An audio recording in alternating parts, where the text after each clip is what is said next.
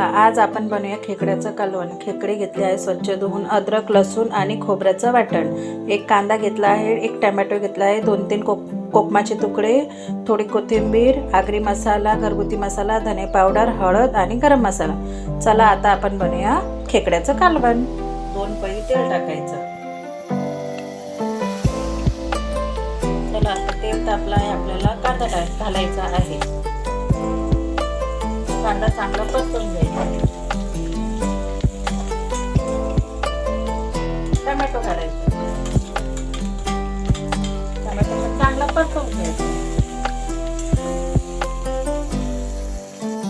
Tomato पण चांगला परतून झाला। आता आपण जे सगळे मसाले काढलेले ते सगळे घालायचे। चांगलं परतून घ्यायचं।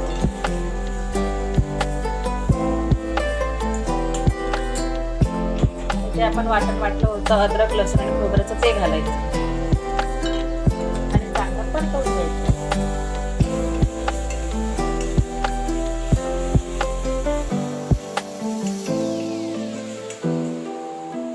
आपल्या वाटणाला तेल सुटेपर्यंत चांगलं परतू द्यायचं। बघा आपल्या वाटणाला कसं तेल सुटलंय मस्त। आता आपल्याला तिथं खेकडे घालायचं आणि चांगलं परतून घ्यायचं।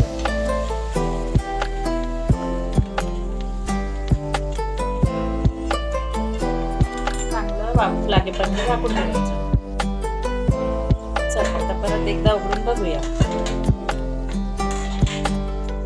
आणि मग नंतर त्याच्यात आपल्याला चवीनुसार मीठ घालायचं।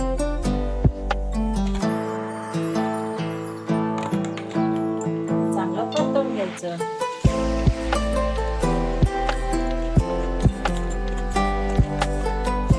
आणि झाकून ठेवायचं। चला आता बघूया। बघा कशी उभी येते, चांगली उभी येईल त्याला।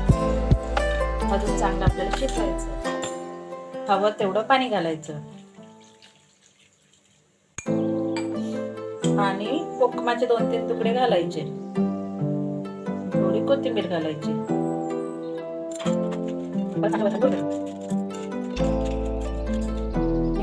झाकून ठेवायचं, चांगलं शिजतंय। चला आता एकदा परत बघून घेऊया आपल्या आमटीला। बघा किती मस्त उकळी आली आहे खेकड्याची आमटी। छान शिजते पण चव पण छान लागते।